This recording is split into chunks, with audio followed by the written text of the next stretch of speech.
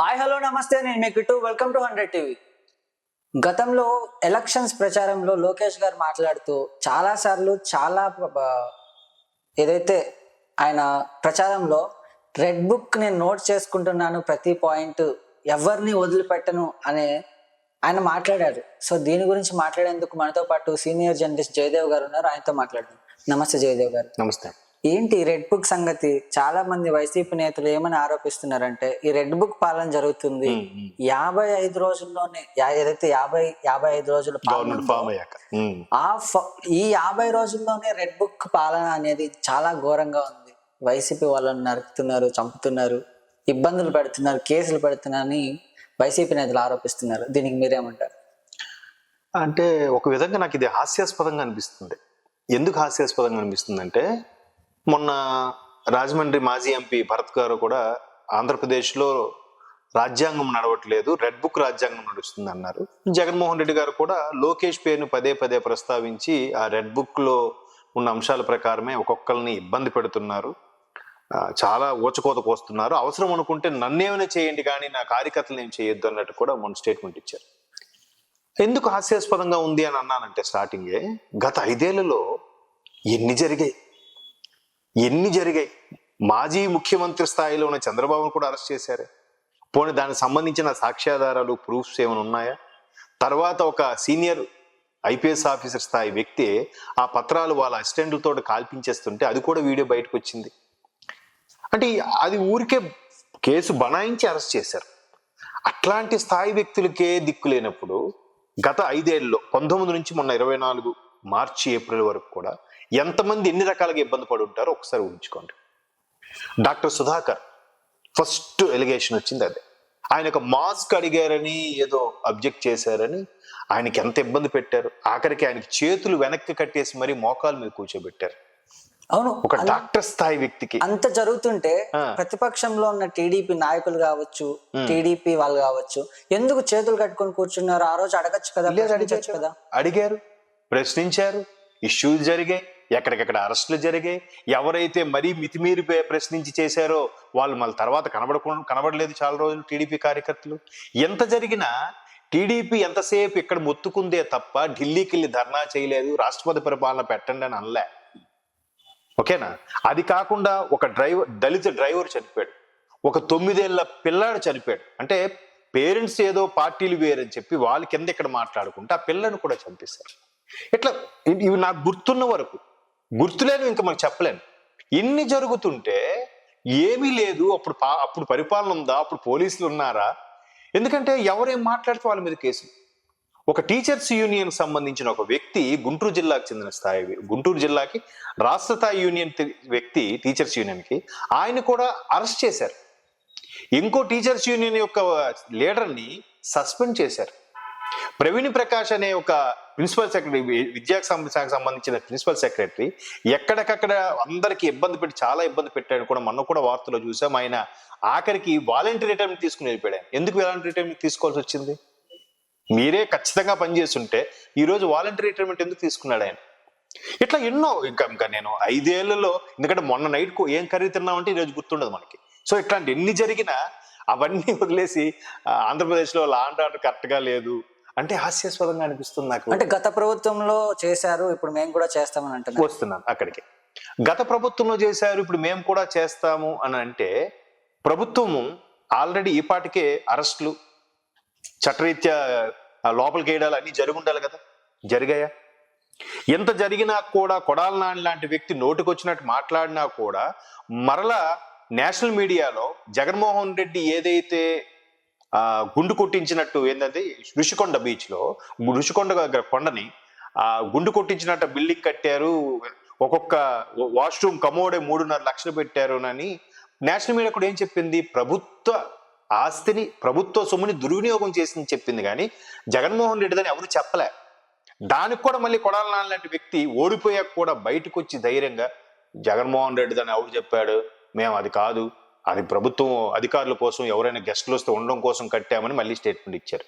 నిజంగా మీరు అన్నట్టు గత ప్రభుత్వం చేసింది ఇప్పుడు వీళ్ళు చేసామని స్టార్ట్ చేస్తే ఆయన అంత ధైర్యంగా బయటకు వచ్చి స్టేట్మెంట్ ఇవ్వగలరా? చెప్పండి. ఇదే రోజా గారు మరలా 40% వచ్చింది, 40%తో ఓడిపోవడం ఏంటి అంటే ట్రోల్స్ జరిగింది. ఆవిడ ఒక స్టేట్మెంట్ ఇచ్చింది. నిజంగా గత ప్రభుత్వంలాగా బిహేవ్ చేసి వీళ్ళు రియాక్షన్ చేసుకుంటే రోజా గారు అంత బయటకు వచ్చి స్టేట్మెంట్ ఇవ్వగలరా? కూడా పేరు నాని గారు అక్కడ దాడులు జరుగుతున్నాయి, మేము ఇది ఖండిస్తున్నాం, వీళ్ళు వెనక మేము ఉన్నామని ధైర్యం చెప్పే ప్రయత్నం చేశారు. అంటే ఏంటి, మీకెందుకురా మీరు చెలరైపోవడం, వెనక మేము ఉన్నామన్న ఉద్దేశమో లేదా మరో ఉద్దేశమో అయి ఉండొచ్చు, అలా మాట్లాడారు.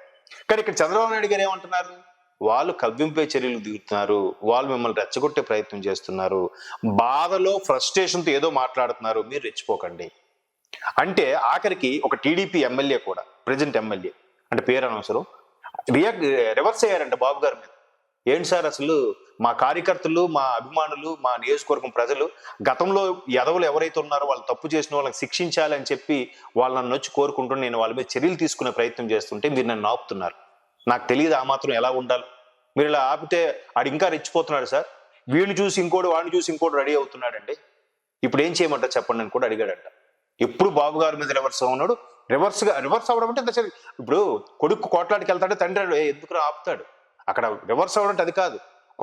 నాకు తెలియదండి సార్, వాళ్ళు చెలరైపోతుంటే మేము ఇంకా మాట్లాడకపోతే ఎలా అండి అన్నట్టుగా అన్నారట టీడీపీ ఎమ్మెల్యే.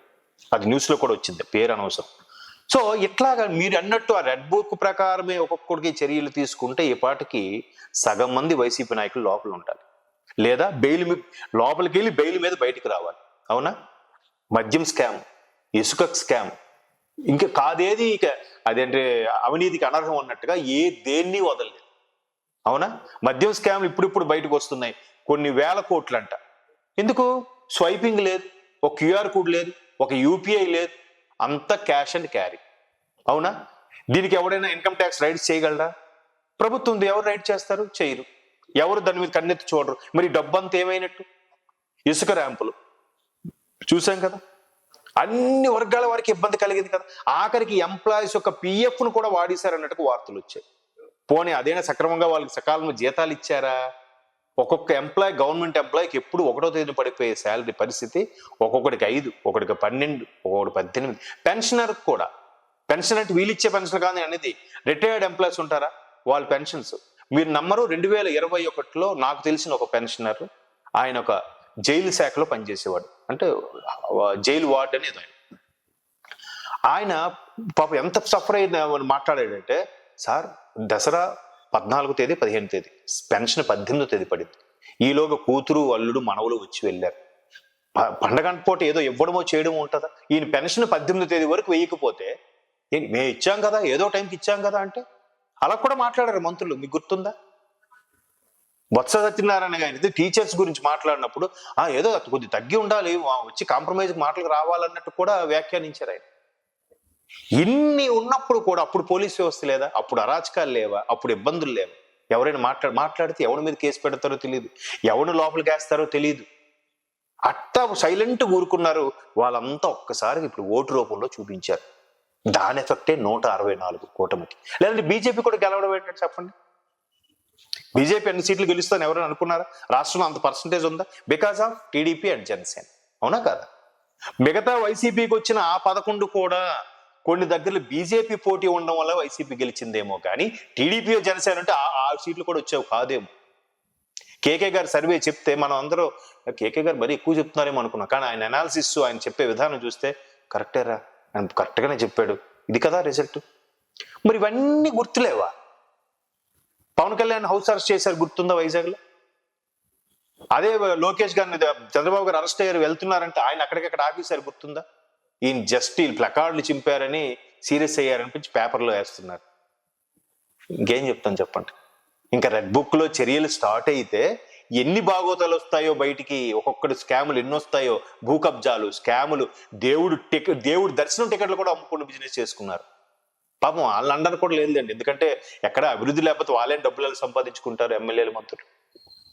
సో ఇంకా మీరు అన్నట్టుగా రెడ్ బుక్ వాళ్ళు చేశారని వీళ్ళు చేస్తారని అనుకుంటే, పోనీ చేయలేదు, పోనీ వాళ్ళు అలా చేశారు లేరా మనం ఎందుకు చేయాలని అనుకుంటే వాళ్ళు ఏమైనా తగ్గుతున్నారా? ఇంకొక ఎగ్జాంపుల్ చెప్పి ముగుస్తాను. నాకు తెలిసిన ఒక మిత్రుడు, వాళ్ళ ఏరియాలో బీజేపీ ఎమ్మెల్యే అంట, టీడీపీ బీజేపీ ఇచ్చింది. సో వాళ్ళ దగ్గరికి స్థానికంగా వైసీపీ వాళ్ళందరూ వెళ్ళి, అయ్యా మీ టీడీపీ వాళ్ళు జనసేన వాళ్ళు మమ్మల్ని కొట్టే ప్రయత్నం చేస్తున్నారు, చంపేస్తారు, మీరే మమ్మల్ని కాపాడాలంటే అట్లా ఏం జరగదయ్యా, నేను చూసుకుంటాను. గతంలో అక్కడ నాయకులు ఏదో ఆర్గ్యుమెంట్ చేసుకుంటారు కానీ అదేం ఉండదు నచ్చి పంపించాడు. బయటకు వచ్చి వైసీపీ వాళ్ళు ఏం చెప్తున్నారు తెలుసా?